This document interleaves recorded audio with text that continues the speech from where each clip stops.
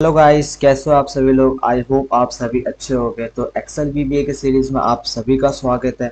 आज की वीडियो में हम देखेंगे कि हमारे पास एरे क्या होता है, उसका यूज़ क्या होता है, उसका हम यूज़ बेसिकली करते क्या है, उसका बेनिफिट, वो सारी चीज़ हम देखेंगे, सिंटैक्स, वो सारी चीज़ हम देखेंगे।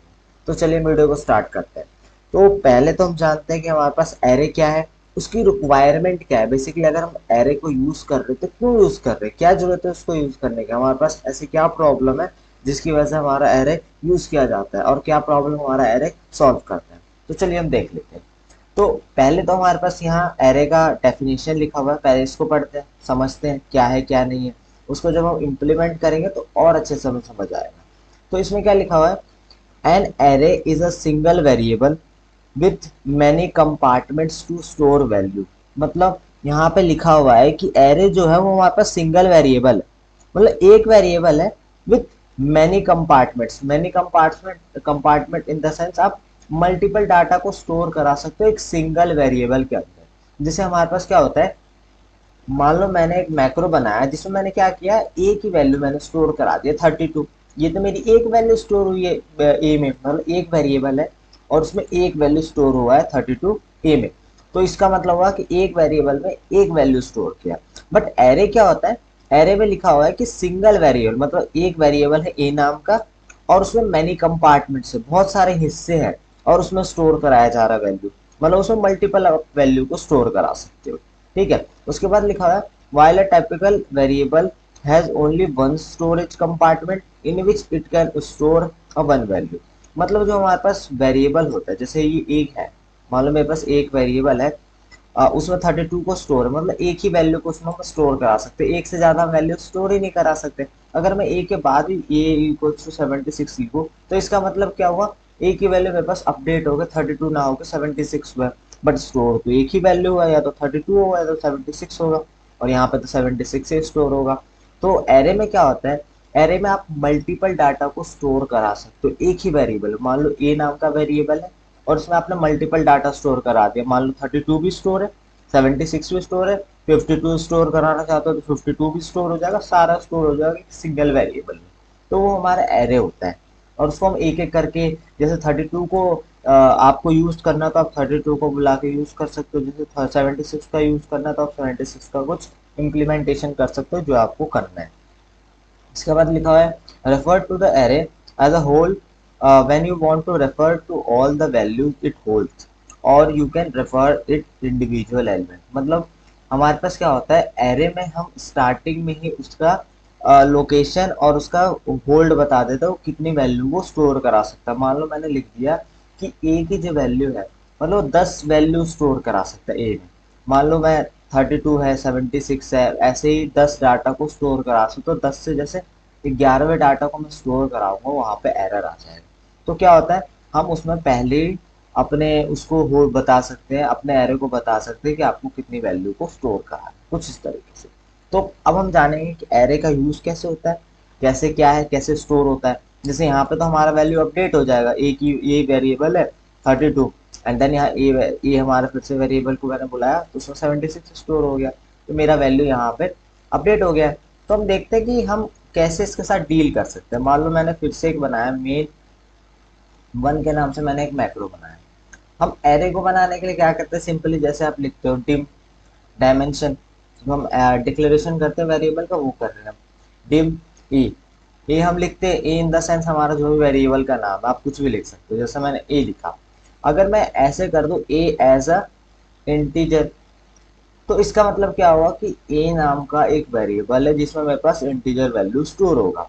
बट ये तो मेरे पास वेरिएबल है। अब इसको हम एरे कैसे बनाएंगे, एरे बनाने के लिए हमारे पास क्या है, हमारे पास पैरेंथेसिस ब्रैकेट को ऑन करना पड़ता है, ऑफ करना पड़ता है, और इसके अंदर हमें ना कुछ स्टोरेज वैल्यू देना पड़ता है कि जो ए की वैल्यू है वो 5 वैल्यू को स्टोर करा सकता है, वो 5 वैल्यू को स्टोर करा सकता है। तो इसको हम जब देखेंगे कैसे स्टोर करा के देखेंगे, हम ऐसे स्टोर कराते हैं कि ए की जो वैल्यू है, ए के जीरो पोजीशन पे क्या लिखा हुआ है, ए के जीरो पोजीशन पे कोई नंबर लिखा हुआ है, मान लो 43 लिखा हुआ है। ए के वन पोजीशन पे क्या लिखा हुआ है, 54 लिखा हुआ है। अब आप एक एक के साथ डील कर सकते हो, जैसे कैसे, मैंने लिखा मैसेज बॉक्स ए किसको बुलाना है आपको, जीरो को बुलाना है, ए जीरो को बुलाना है। ए जीरो पे क्या है मेरे पास 43 है, तो मेरे पास क्या प्रिंट होके आ जाएगा 43। अगर ए वन को बुलाना है तो यहाँ पे क्या होगा, ए वन का आप यूज कर सकते हो, 54 आ गया। मतलब आप देख सकते हो यहाँ पे कि एक ही वेरिएबल है, सिंगल वेरिएबल जिसका नाम है ए, उसमें आपने मल्टीपल डाटा को स्टोर करा है, 43 को स्टोर करा है, 54 को स्टोर करा है। ये जो जीरो है, ये जो वन है, इसको हम इंडेक्स बोलते हैं, इंडेक्सिंग। मतलब ए के जीरो पोजीशन पे क्या लिखा हुआ है 43 लिखा हुआ है, ए के वन पोजीशन पे क्या लिखा हुआ है 54 लिखा हुआ है। और भी स्टोर कराना, मान लो लिखना है ए के सेकंड पोजीशन पे कुछ लिखा हुआ है, ए टू लिखा हुआ है, तो उस तरीके से यूज होगा, ए टू पे जाके स्टोर हो जाएगा। ठीक है। अब एक और चीज हम इसमें समझते हैं, जब हम एक एरे को लेते हैं तो उसमें हमें एक चीज बहुत इंपॉर्टेंट होती है जो हमें ध्यान देते हैं, कि जैसे यहाँ पे लिखा है मैंने कि जो ए है, ए नाम का जो वेरिएबल है, उसमें मेरा इंटीजर वैल्यू स्टोर होगा। बट अगर मैंने कोशिश किया कि ए वन पे मैंने स्ट्रिंग को इम्प्लीमेंट कर दिया, राम को मैंने इम्प्लीमेंट कर दिया, तो देखते क्या होगा, मेरे को एरर दे रहा है कि आपका एरर है।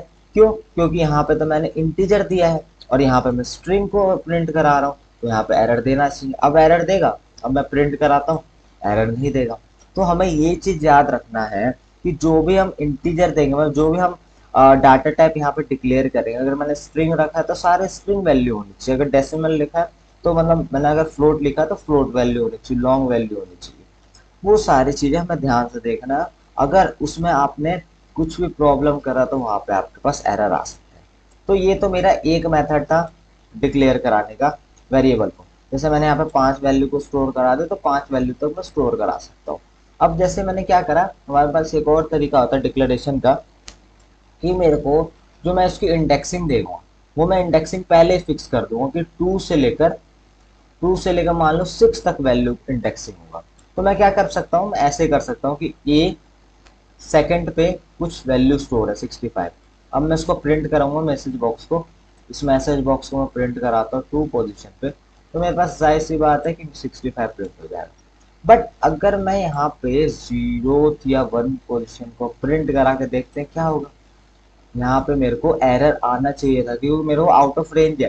क्योंकि मैंने क्या डिसाइड किया है कि इंडेक्सिंग मेरी टू से स्टार्ट होगा, 2 3 4 5 6, बट यहाँ तो मैंने वन को स्टोर कराया है। और यहाँ पे अगर मैं वन को प्रिंट कराऊंगा तो मेरे पास एरर आना चाहिए, यहाँ पे देखो एरर आ रहा है, आउट ऑफ रेंज आ रहा है। तो आप उसी वैल्यू को डिक्लेयर कर सकते हो जो आपने ऊपर इंडेक्सिंग में दिया होगा। यहाँ पे जैसे मैंने A3 कर दिया तो अब मेरा 65 प्रिंट हो रहा है, वरना वहां पे एरर आएगा।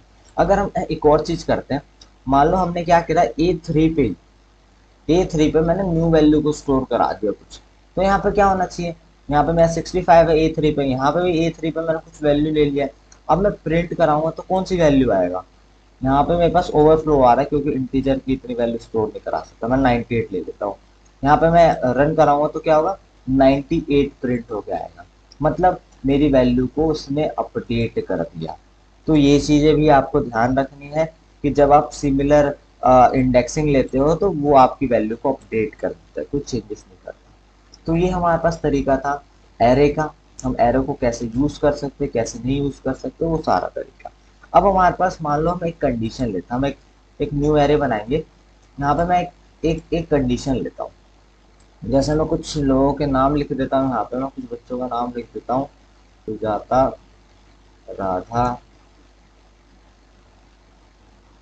अभिषेक, अंकित, सुनील, अमन।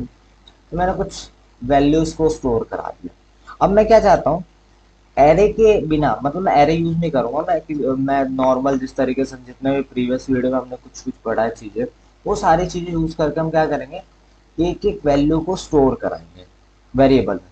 तो हम कुछ इस तरीके से स्टोर करा सकते हैं कि पहले तो मेरे को एक मैक्रो बनाना है, तो मैंने मान लो लिख दिया मैक्रो टू के नाम से।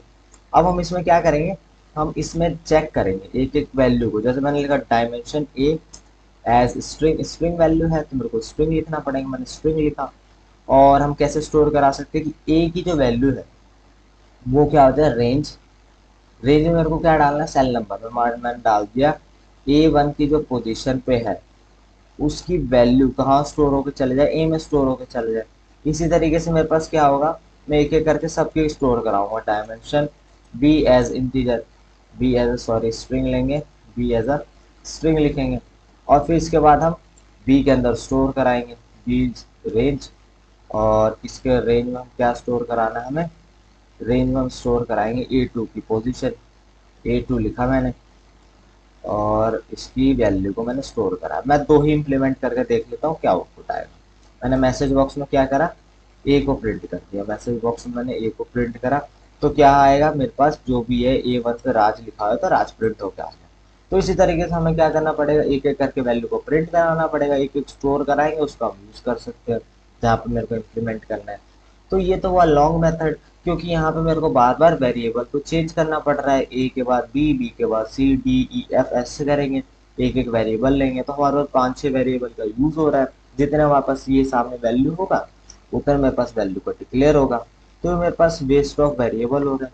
तो ऐसे हम नहीं कर सकते। इस चीज को सॉल्व करने के लिए, इस चीज को सॉल्व करने के लिए हम जनरली एरे का यूज करेंगे। अब एरे क्या करेगा मेरा, जैसे मैंने सब एरे लिख दिया, मैंने माई एरे के नाम से बना दिया। अब इसमें हम देखते हैं, जैसे मैंने क्या किया, डिम ए और उसके पोजीशन डिफाइन कर दिया। पोजीशन इन द सेंस मैं बता दूंगा ए से 1 से स्टार्ट होना चाहिए, मैं क्या करता हूँ 0 से स्टार्ट करता हूँ, कितने तक 10 से तक कर देता हूँ एज स्ट्रिंग, एज स्ट्रिंग करा मैंने। और फिर दूसरा करेंगे dim B as long, B as long कर देते हैं। बी का मैं यूज करूंगा किस चीज के लिए, मैं बी का यूज करूंगा अपने लूप के लिए। तो हम क्या करेंगे, हम फोर नेक्स्ट लूप यूज करेंगे जो हमने बताया था। फोर नेक्स्ट में क्या होता है, हम एक हम पोजीशन देते हैं कि मेरी यहाँ से इनिशियलाइजेशन करते हैं कि यहाँ से मेरा यहाँ तक जाना चाहिए, तो हम वही इनिशियलाइज करेंगे, किसको करेंगे, बी को करेंगे। तो बी का एरे मेरे पास कहाँ से चलना चाहिए, जीरो से, जीरो से कहाँ तक चलना चाहिए, जितनी वैल्यू है 0 से 8 9 तक चला देते हैं, 10 तक चला देते हैं, दो मेरा खाली आ जाएगा। तो उसमें हम क्या करेंगे, हम लिखेंगे ए की जो वैल्यू है, ए की जो पोजीशन है उसमें मेरी वैल्यू स्टोर होता रहे। क्या स्टोर होता रहा, बी, बी के इंडेक्स से।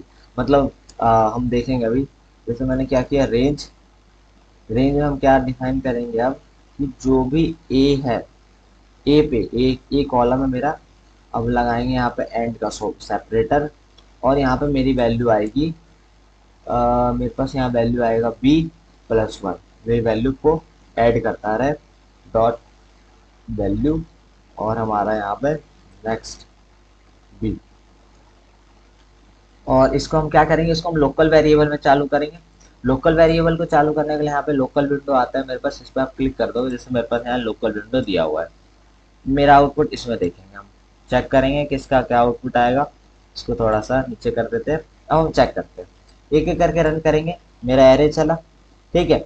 इस एरे में मेरे पास ये देखो सारे पोजीशन आ गया, ए से लेकर 10 तक जो भी है। एक एक करके देखते हैं, ए से पे अब मेरा लूप चलेगा, लूप चला, राज स्टोर हुआ, फिर चला, राम स्टोर हुआ, फिर चला, सुजाता स्टोर हुआ, फिर चला मेरे पास, सॉरी, फिर चला मेरा राधा स्टोर हुआ, फिर चला अभिषेक स्टोर हुआ, फिर चला अंकित चला, फिर चला सुनील स्टोर हुआ, फिर अमन स्टोर हुआ। बाकी पोजीशन जो है ब्लैंक आ जाएगा, मेरा रो बाहर है। तो ये मेरे पास तरीका हुआ, मैंने एक ही वेरिएबल डिक्लेयर करा, मैंने एक ही वेरिएबल डिक्लेयर करा एरे, जो हमारा एरे था, जिसमें मैंने क्या करा, 0 से लेकर 10 तक उसकी मैंने इंडेक्सिंग दे दी कि 0 से लेकर 10 तक की चीज़ें यूजर्स हो सकते हैं, और उसमें हमारे पास एक एक करके वैल्यू स्टोर हुआ। तो ये हमारे पास सिंपल तरीका था एरे का। हम एरे, समझ आया होगा आप लोगों को कि एरे क्यों यूज करते हैं, और इसी तरीके से हम अलग अलग वैल्यूज को स्टोर करा सकते हैं। बट एक चीज याद रखना कि जो भी आपने डाटा टाइप डिफाइन कर दिया, मान लो वहां पर मैंने स्ट्रिंग डिफाइन कर दिया, और आप ऐसी वैल्यू लेने की कोशिश कर रहे हो, मान लो आपने नंबर ले लिया, वो नंबर को एक्सेप्ट कर लेगा, बट वो स्ट्रिंग के फॉर्म में एक्सेप्ट करेगा। वो आपको लगेगा कि हाँ नंबर उसने एक्सेप्ट कर लिया, बट वो नंबर एक्सेप्ट नहीं करता, एक्चुअली वो स्ट्रिंग में एक्सेप्ट करता है। जब आप उसको एडिशन परफॉर्म कराने की कोशिश करोगे तो वहाँ एडिशन परफॉर्म नहीं होगा, कॉन्केटिनेशन परफॉर्म होगा। तो वो सारी चीज़ें आपको देखना है। तो ये था हमारा एरे। नेक्स्ट क्लास में हम डायमेंशन एरे पढ़ेंगे और भी चीज़ें समझेंगे कि एरे क्यों यूज होता है, मतलब और भी हम डीप डाउन जाएंगे। तो इस वीडियो के लिए इतना ही। अगर आपको वीडियो से कुछ सीखने को मिला हो तो वीडियो को लाइक कीजिए, चैनल को सब्सक्राइब कीजिए। Thank you for watching this video.